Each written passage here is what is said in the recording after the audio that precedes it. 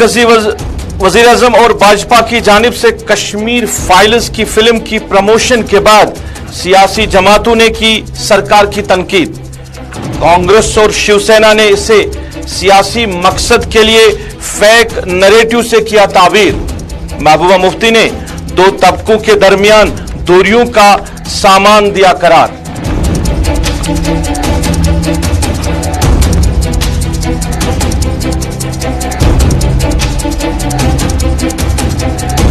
श्रीनगर नौगाम में मुसल्लह तसादुम, लश्कर तैयबा से वाबस्ता 3 मिलिटेंट जाम बहक। पुलिस ने असलाह व गोला बारूद बरामद करने का किया दावा।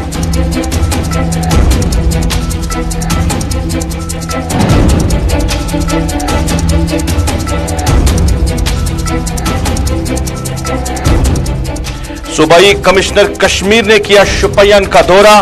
कई प्रोजेक्ट्स का किया रस्म इफ्तिदा। कई मुलाजमीन की हौसला अफजाई।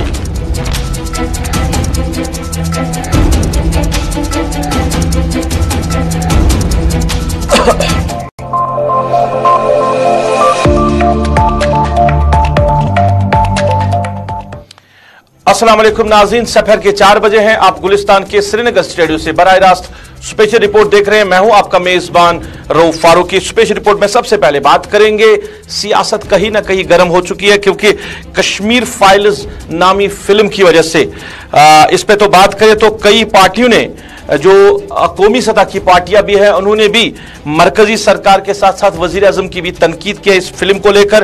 कांग्रेस के जो कौमी तर्जुमान है रणदीप सिंह सुरजेवाला ने एक ट्वीट के जरिए कहा कि वजीर आजम और जो भारतीय जनता पार्टी है वो बापू के आउश को छोड़कर कश्मीरी पंडितों के दुख दर्द को छोड़कर अब फिल्मों तक छोड़ना चाहते हैं। यानी जो बापू की कोशिशें थी, गांधी जी की कोशिशें थी, या पंडितों का जो दर्द है उसको फिल्मों तक छोड़ना चाहती है। हकायक और सच्चाई का सामना करते हुए मोदी हुकूमत को आखिर अपनी जिम्मेदारियों का एहसास कब होगा और कब तक झूठ और नफरत की सियासत जो है वो की जाएगी मरकजी सरकार की तरफ से, जो भाजपा गवर्नमेंट है उसकी तरफ से या वजीर आजम की तरफ से। ये ट्वीट किया है जो रणदीप सिंह सुरजेवाला ने।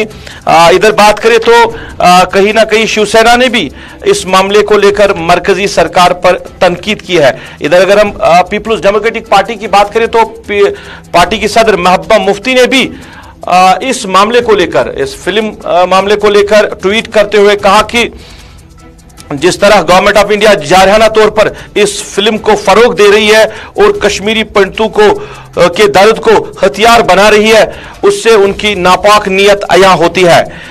पुराने जख्मों पर मरहम रखने और दोनों बरादरियों को दूर करने के बजाय जो माहौल साजगार पैदा करना चाहिए था वो नहीं हो रहा है। जानबूझकर जो दोनों कम्युनिटीज हैं, दोनों जो मुसलमान, कश्मीरी मुसलमान और कश्मीरी पंडित जो है, उनको दूर करने की कोशिश की जा रही है। ये कहना है महबूबा मुफ्ती का। अपने ट्वीट के जरिए उन्होंने अपने ख्यालात का इजहार किया। इसके साथ साथ कांग्रेस ने भी और शिवसेना ने भी लेकर अब इस फिल्म जो कश्मीर फाइल्स नामी फिल्म है इसको लेकर कहीं ना कहीं मरकजी सरकार की तनकीद की है, भारतीय जनता पार्टी की तनकीद की है और इसके साथ साथ वजीर आजम की तनकीद की है।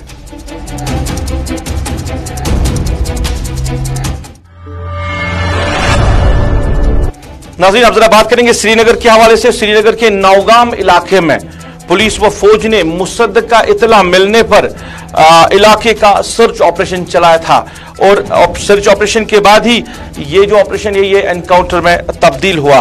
पुलिस बयान के मुताबिक 3 लोकल जो मिलिटेंट्स हैं वो इस एनकाउंटर में जांबाक हुए हैं और कई मामलात में पुलिस ने इन मिलिटेंट्स की जो इन्वॉल्वमेंट है वो बताई है। एनकाउंटर के बाद की क्या कुछ सूरत हाल है इस इलाके में, आप तक पहुंचा रहे हैं हमारे साथी सईद तजम्मुल। श्रीनगर शहर के शंकरपोरा गनाई मोहल्ले में हम मौजूद हैं जो कि नवगाम पुलिस स्टेशन के आसपास पड़ता है और यहां पर पुलिस दावा कर रही है कि बीती रात में तकरीबन 2 बजे के करीब मिलिटेंटों की मौजूदगी की इत्तला मिलने के बाद इस पूरे एरिया को कॉर्डन ऑफ किया गया, मुहसरे में रखा गया। ये मकान जो है ये अब्दुल अहद साकिन हंदवाड़ा हाल शंकरपोरा गनाई मोहल्ला है। और आखिरी स्पॉट जो फाइट का था, जो जरब का था मिलिटेंटों का और जम्मू कश्मीर पुलिस, सीआरपीएफ का, एसओजी और आर्मी का, ये वो मकान है जहां पे बताया जाता है। हम इस वक्त ग्राउंड जीरो पे मौजूद हैं जहां पर यह फाइट हुई है। लेकिन दूसरा मकान जो इसके पास में है ये बशीर अहमद का है, मिथन छानपोरा, और हाल इसकी सुकूनत जो है वो यहाँ गनाई मोहल्ला शंकरपोरा में थी। बताया जाता है कि जो मकामी लोगों से बातचीत हुई कि मिलिटेंट जिनकी तादाद 2 से 3 बताई जाती है, पहले इस मकान में थे, ये जो छोटा सा मकान है इसमें थे, और उसके बाद जो ही मुहासरा हुआ, झड़पें हुई, धमाकों की आवाजें आई, गोलियां चली, और उसके बाद इस मकान से इस घर की तरफ शिफ्ट किया गया। यानी इन 2 जगहों पर जो है झड़प बैक वक्त चलती रही। और ये झड़प की जो शुरुआत हुई है ठीक सुबह 4 बजे हुई।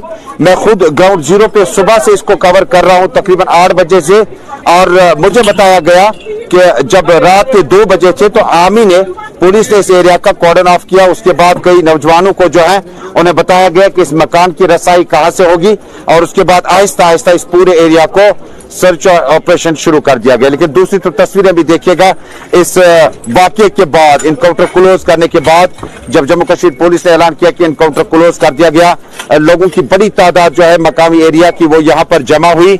और इस बीच में रेलवे ट्रैक के कुछ तस्वीरें दिखाइएगा मुदस्सिर, क्योंकि वहां पर घंटों तक जो है वो एहतजाज भी हुए, पथराव के वाकयात भी हुए, जिसको रोकने के लिए जम्मू कश्मीर पुलिस और सीआरपीएफ का टीयर गैस शेलिंग पैलेट्स का जो सिलसिला था वो कई घंटों तक जारी रहा। हालांकि इस स्पॉट में आप देख पाएंगे कि जो सामान यहां से अब आग की नजर हो गया है। झड़प के बाद गोलियों के निशानात, और जो लकड़ी थी उसने आग भी पकड़ रखी है, और उसके बाद जो चादरें हैं टीन की, वो किसी किसी जगह आपको छेद नजर आएंगे कि गोलियां चली हैं, और बहुत ज्यादा गोलियां चली है इस तरफ से, क्योंकि जो स्पॉट है ये साथ साथ में है। और इसके बाद बताया जाता है कि इस एनकाउंटर में जो शीशे चकनाचूर हुए, ये बैनर भी दिखाएगा मुदस्सिर जो जम्मू कश्मीर पुलिस ने लगा रखा था कि इस एरिया के बाद जो है आपका रेस्ट्रिक्शन है, आप आगे नहीं जा सकते। ये कुछ देर पहले के मामलात हैं, लेकिन उसके बाद जब एनकाउंटर कॉल ऑफ किया गया तो जम्मू कश्मीर पुलिस ने अपना प्रेस रिलीज जारी करते हुए बताया कि एक मुसद्दिका इत्तला मिलने तक इस इलाके में 3 मिलिटेंटों की मौजूदगी के बाद कोऑर्डिनेट सर्च ऑपरेशन चलाया गया। चलिए, सईद तजम्मुल आप तक तफसीलात पहुंचा रहे थे। एनकाउंटर की वजह से जो रेलवे डिपार्टमेंट है उन्होंने फैसला लिया कि सूबाई इंतजामिया ने फैसला लिया कि जो रेल सर्विस है उसको फिलहाल बंद रखा जाएगा, क्योंकि इलाके में तनाव था। सईद तजम्मुल के मुताबिक भी वहां पे काफी नौजवान जमा थे। इधर इस एनकाउंटर को लेकर आईजीपी कश्मीर विजय कुमार ने भी मीडिया नुमाइंदों के साथ बात की और इसको बड़ी कामयाबी से ताबीर करते हुए कहा कि ये जो मिलिटेंट्स आज जांबाक हुए हैं, इनकी कई मामलात में, कई किलिंग्स में इन्वॉल्वमेंट थी।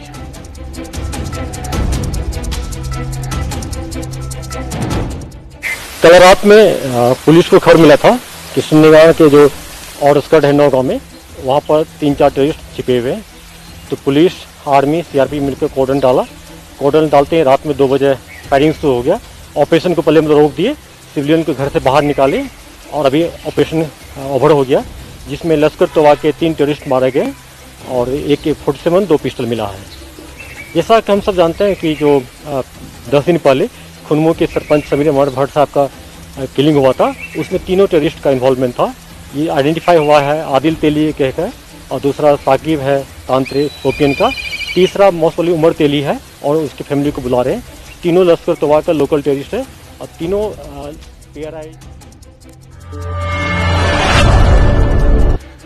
चलिए, एनकाउंटर के बाद जरा बात करेंगे जिला शोपियान के हवाले से। सूबाई कमिश्नर कश्मीर ने आज शोपियान का दौरा किया और कई प्रोजेक्ट्स का रस्म इब्तिदा भी किया, और इसके साथ साथ शजरकारी मुहिम का भी आज बाज़ाब्ता तौर पर वहां पे आगाज किया गया।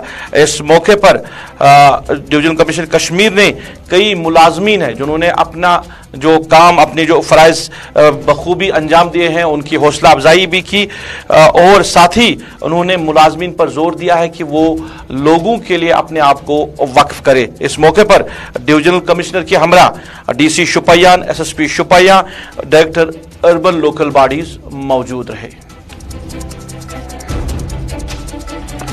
आज जो फंक्शन रखा था ओवरऑल, उसका मेन मकसद ये था कि लोगों का जो पोल्यूशन करने वाली जो चीज़ें हैं उसकी तरफ ध्यान दे दे, अटेंशन दे दे।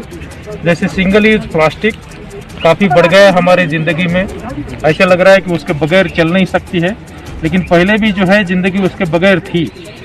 10-20 साल की अगर बात करें तो फिर जो है हमने इसको अपनाने की ज़रूरत है, जो एनवायरनमेंट फ्रेंडली चीज़ें हैं, जो साफ़ सुथरा रहने के लिए जो चीज़ें ज़रूरी है। उसमें एक चीज़ अहम है, घर में, शॉप में, जहाँ भी वेस्ट जनरेट होता है वहीं जनरेशन के स्टेज पर ही वो अलहदा करें। जो डिग्रेड नहीं हो सकता उसको अलहदा रखें, और बाकी चीज़ जो है जो ज़्यादातर डिग्रेड हो सकती है, कागज़ है, किचन का वेस्ट है, दूसरी चीज़ें जो है वो डिग्रेड हो सकती है, उसको अलहदा रखें। म्यूनसिपैलिटी बेहतरीन नाज़रीन, अब जरा बात करेंगे कोविड-19 के हवाले से मस्बत मामलात में वाज़ह कमी देखने को मिल रही है। अब अस्पतालों में भी जो भीड़ रहती थी वो कम दिखाई दे रही है। इसके साथ साथ जो सरकार ने एसओपीज और गाइडलाइंस बनाई थी, अब ज्यादा लोग उनका पालन भी नहीं कर रहे हैं और लोगों ने थोड़ी बहुत राहत की सांस भी ली है, क्योंकि मामला जो है वो अब काफी कम दिखाई दे रहे हैं। पूरे मुल्क के साथ साथ जम्मू कश्मीर में भी मामला कम दिखाई दे रहे हैं। क्या अब हम ये मानकर चले ये जो पेंडेमिक था ये खत्म हो गया, अब ये एंडेमिक हो गया है? क्या ओमिक्रॉन के बाद कोई और वायरेंट नहीं आ सकता? क्योंकि माहिरीन के मुताबिक ओमिक्रॉन के बाद ये खत्म हो जाए, क्योंकि ये सारी पॉपुलेशन में आ चुका है। इन्हीं मामला पे हम बात करेंगे। डॉक्टर नजीर नवीद बराह रास्त हमारे साथ जुड़े हैं। डॉक्टर साहब, खैर मकदम है, आपका स्पेशल रिपोर्ट में जानना चाहेंगे पहले कि जिस तरह माहिरीन कह रहे थे कि ओमिक्रॉन के बाद ये शायद ये जो वबा बीमारी थी ये खत्म हो सकती है, क्या हम ये मानकर चले कि ये जो पेंडेमिक है अब खत्म हो गया, अब एंडेमिक हो गया? जी, बहुत बहुत शुक्रिया। मैं ये कहूंगा कि जो ओमिक्रॉन की लहर आई, हमने देखा कि जो ओमिक्रॉन की स्ट्रेन थी, हालांकि वो बहुत ज्यादा इन्फेक्शस थी, लेकिन उसकी वजह से जो केसेस हमारी कम्युनिटी में आए उनमें ज्यादा सीवियरिटी इस बीमारी ने इख्तियार नहीं की। तो इस वजह से जो खांसी नजले की ही फॉर्म में लोगों में पाया गया और 4-5 दिन में सिम्टोमेटिक ट्रीटमेंट के साथ ही ये रिजॉल्व हो गया। तो जितनी तेजी से हमारे ये केसेस बढ़े, उतनी तेजी से ही ये केसेस कम हो गए। और इस टाइम हम देख रहे हैं कि जो हमारी पूरी यूटी में है, नंबर ऑफ केसेस जो है वो सिर्फ 10 से 20 के करीब आ रहे हैं पर डे। और हॉस्पिटलों की बात अगर हम करें तो वहां पे भी एडमिशन जो है वो ऑलमोस्ट नेग्लिजिबल है। हमारे अस्पताल की बात करें तो हमारे 1 हफ्ते 10 दिन पिछले से हमारे पास कोई कोविड का पेशेंट एडमिट नहीं है। तो कम्युनिटी में इस टाइम जो है ये देख रहे हैं कि इन्फेक्शन जो है वो बहुत कम लेवल पे है। तो ये, लेकिन ये हम नहीं कह सकते हैं कि ये कोविड जो है बिल्कुल खत्म हो चुका है। जैसे आपने देखा कि जो आईआईटी की स्टडीज आई है, जून के महीने में एक चौथी लहर कोविड की आ सकती है, लेकिन अभी ये कुछ नहीं कह सकते हैं कि किस लेवल पे ये इन्फेक्शन उस टाइम होगा, क्योंकि जो आगे जाके जो स्ट्रेन हमारे पास आएगी वो कितनी इन्फेक्शस होगी या वो कितनी सीवियर डिजीज कॉज कर सकती है, ये कोई स्पेकुलेट नहीं कर सकता है। हम यही होप करेंगे कि आगे जाके अगर कोई म्यूटेंट स्ट्रेन आए तो उसकी सीवियरिटी कम हो, सबसे ज्यादा जरूरी ये है। और अगर इन्फेक्शसनेस भी बहुत कम हो तो वो ज्यादा बेहतर रहेगा। तो हम ये मान के चल सकते हैं कि ये बीमारी जो है एक एंडेमिक हो गई है, अब खांसी नज़ले जुकाम की फॉर्म में आएगी और ज्यादा सीवियरिटी या इसकी शिद्दत जो बीमारी की वो बहुत कम होगी। डॉक्टर साहब, सीवियरिटी कम होगी जरूर, मगर जो एसओपीज और गाइडलाइंस जो सरकार ने बनाई थी, जैसे बताया जाता है कि मास्क का ज्यादा इस्तेमाल करना है या समाजी दूरी का ख्याल रखना है, वो अब कहीं दिखाई नहीं दे रहा है। कम कली लोग जो है वो मास्क का इस्तेमाल कर रहे हैं, गाइडलाइंस का पालन नहीं हो रहा है। तो क्या लोगों को अभी चाहिए कि वो एसओपीज और गाइडलाइंस का पालन करें, खासकर मास्क का इस्तेमाल करें? देखिए, बहुत बैरूनी ममालिक में हमने देखा कि गाइडलाइंस जो है वो रिलैक्स की गई है, मास्क का पहनना जरूरी नहीं माना जाता है वहां पे।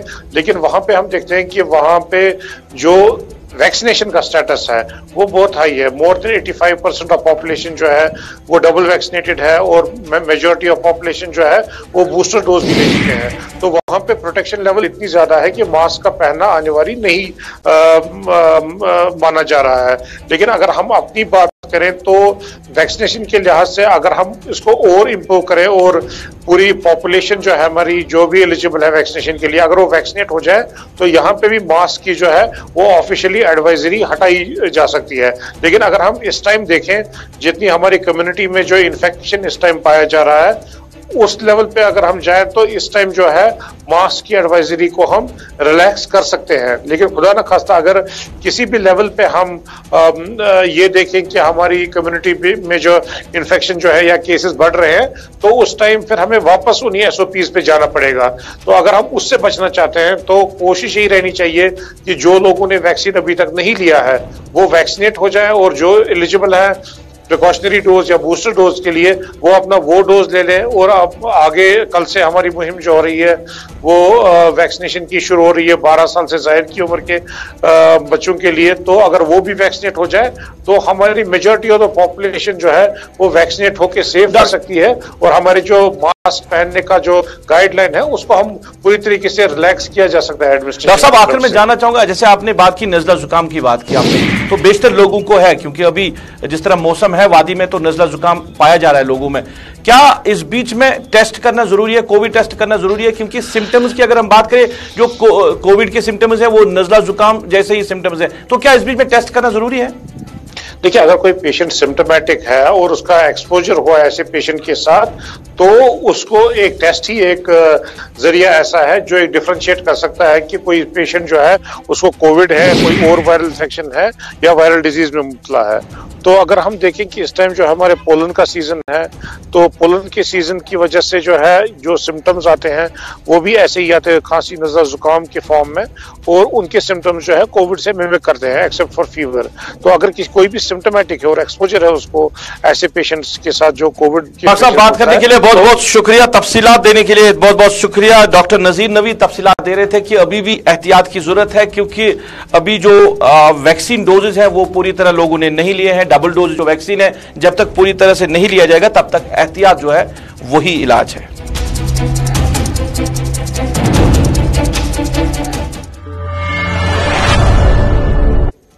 नाज़रीन, जिला पुलवामा के त्राल इलाके के शिकारगाह के करीब आज लोगों ने हांगुल को मुर्दा पाया और कुछ देर बाद जो ही वहां लोगों की भीड़ जमा हुई उसके कुछ देर बाद ही वहां पे महकमे वाइल्ड लाइफ के साथ साथ जो इंतजामी अमूर चला रहे हैं सब डिवीजन त्राल में वो वहां पे पहुंचे और उन्होंने उस मुर्दा हांगुल को अपनी तहवील में लिया। उसके बाद तहकीकात शुरू की गई है मगर लोगों ने सीधे इल्जाम जो लगाया वो महकमे वाइल्ड लाइफ के जो जिम्मेदारान हैं उन पे लगाया कि उनकी नेग्लिजेंस की वजह से ये हादसा पेश आया। लोगों के इल्जाम के हवाले से अगर बात करें तो महकमे वाइल्ड लाइफ के जो अफसरान हैं उन्होंने इल्जाम को नकारते हुए कहा कि ये उनके जुरिडिक्शन में नहीं हुआ, ये शिकारगाह के अंदर नहीं हुआ है बल्कि करीबी जो इलाका है जो बागात है वहां पे ये वाक़ा रोनुमा हुआ है और ये हांगुल कहां से आया और इसके साथ कोई और है, इस हवाले से अब उन्होंने तहकीकात शुरू की है। हम हेड क्वार्टर बैठे थे विद आवर BO, जो हमारी BO साहब है, पूरा स्टाफ बैठा था हेड क्वार्टर। तो सुबह मॉर्निंग में हमें फ़ोन आया कि यहाँ पे एक जो एप्पल आर्चार्ड है वहाँ पे एक लाश है जो कि सर्वस अल्फस हांगलू की है जो फीमेल है। तो जो ही हमने वो रिसीव कॉल की तो हम जल्दी वहाँ पे पहुँच गए। तो जब हमने चेक किया तो इट वाज लीपर्ड अटैक। तो लीपर्ड ने एक सर्वस ये जो फीमेल जो मादा थी सर्वस अल्फस हांगलू इसको मार डाला है। तो ये जैसे बता रहे हैं कोई नेग्लिजेंस है डिपार्टमेंट की या स्टाफ की, एक बिल्कुल भी नहीं है। दिस इज़ नेचुरली हुआ है कि जो हमें ऑर्डर्स मिले हैं from our wildlife warden साहब मिस्टर सुहेल इंतसार के, तो उन्होंने कहा। नाज़रीन, शुमाली कश्मीर कुपवारा के यशवारी इलाके के लोग जो है वो काफी वक्त से एक पुल न होने की वजह से मुश्किलात के शिकार है क्योंकि नदी उनको पार करनी पड़ती है। नदी के उस पार स्कूल जो है वो है और बच्चों को भी यही नदी पार करनी पड़ती है अगर उनको स्कूल जाना होता है। साल 2007 में इस पुल पर संग बुनियाद रखा गया है और 15 साल गुजरने के बावजूद भी इस पुल पे काम आगे नहीं बढ़ रहा है, ये मुकम्मल नहीं हो रहा है। जैसे आप ढांचा देख रहे हैं ऐसा लग रहा है कि ये और भी 15 साल लेगा मुकम्मल होने में, जिस तरह इंतजामिया या जिस तरह कंसर्न डिपार्टमेंट इस पे काम कर रहा है। लोगों का कहना है कि 100 के करीब जो गांवों की आबादी है वो इस पुल पे इंसार करती है। उस आबादी को इस पुल की अशद जरूरत है अगर उनको ये नदी पार करनी है, मगर महकमे की गफलत की वजह से, जिला इंतजामिया की गफलत की वजह से ये पुल पे आगे काम नहीं बढ़ सका, जिसकी वजह से लोग काफी मुश्किलात से दो चार हो रहे हैं। यह गरीब इलाका, यह कोपार नश 5 किलोमीटर दूर। मेहरबानी कर योर 30 गांव, योर सर 30 गांव, 30 गांवन रिश्ते पान वही होर योर, हम योर योर गसा। कहाँ जनान मोहनिव कहाँ बच्चे कहाँ लड़की कहाँ बुजुर्ग स्कूल जो स्कूल जनाब गवर्नमेंट स्कूल गवर्नमेंट जनाब प्राइवेट स्कूल बच्चे योर होर तरह और तरह योर। मेहरबानी कर फाउंडेशन स्टोन जो हुई वो 2007 में हुई और वक्तन फ़ौक्तन इस पे काम चलता आया 2020 तक। 2020 से आज तक न किसी ने इस कदर की तरफ देखा और इस पे कोई काम हुई। हमारे बच्चे यहाँ से वहाँ पढ़ने के लिए जाते हैं। बदकिस्मती यह है कि हमें ये 2 मिनट के रास्ते के लिए एक बच्चे को फी दिन 100 रुपया किराया अदा करना पड़ता है। तक सिर्फ 6 किलोमीटर की दूरी पे है और हमें सुमो वालों ने ये लूट मचाई कि वो 30 रुपया इन 6 किलोमीटर का किराया। जिला अनंतनाग के वेरीनाग इलाके की अगर हम बात करें तो पानी की तकसीमकारी को लेकर वेरीनाग में आज मुकम्मल हड़ताल रही। डूरू और उसके मुल्का जो इलाके हैं गुज़श्ता कई बरसों से पानी की किल्लत की वजह से काफी मुश्किलात के शिकार हो रहे हैं। अगरचे किल्लत को खत्म करने के लिए पिछले 2 साल कबल डूरू के लिए नई पाइपलाइन बिछाने का फैसला लिया गया था महकमे पीएचई की तरफ से, मगर उसके बाद वहां पे वेरीनाग के साथ साथ 10 गांवों के जो अवाम है उन्होंने इस पाइपलाइन को बिछाने के हवाले से एतराजात खड़े किए। उनका कहना है कि इस पाइपलाइन बिछाने की वजह से उन मज़कूरा देहात को आपाशी का सामना करना पड़ेगा, जिसकी वजह से ये पाइपलाइन का काम रुक गया था। आज जब काम शुरू हुआ फिर वहां पे लोगों ने एहतजाज किया, हड़ताल किया, तो इलाके में जो हालात देखकर इंतजामिया ने दफा 144 नाफिज किया। एसडीएम को वेरीनाग वहां पहुंचे थे इलाके में, इसके साथ साथ एसएसपी जो अनंतनाग है वो भी मौजूद रहे। एसडीएम ने इस मामले को लेकर बात करते हुए क्या कहा, हम अब तक पहुंचा रहे हैं। आप देख ही रहे हैं कि हम इस वक्त ऑन जॉब हैं। यहाँ पीएचई और इरिगेशन डिपार्टमेंट के सारे इंजीनियर्स भी हैं और यहाँ अभी एसएसपी साहब अनंतनाग खुद आए हैं जायज़ा लेने के लिए, तो हमारा काम चल रहा है। लेकिन आपकी चैनल्स की वसातत से मैं सारे लोगों को चलिए नाज़रीन, इसके साथ ही अभी तक की स्पेशल रिपोर्ट से अपने मेजबान को इस वादे के साथ दीजिए इजाजत। आप अपना ख्याल रखेंगे, हमें अपनी नेक दुआओं में याद रखेंगे। अल्लाह आपका हमारा सबका हाफिज़ व नासिर।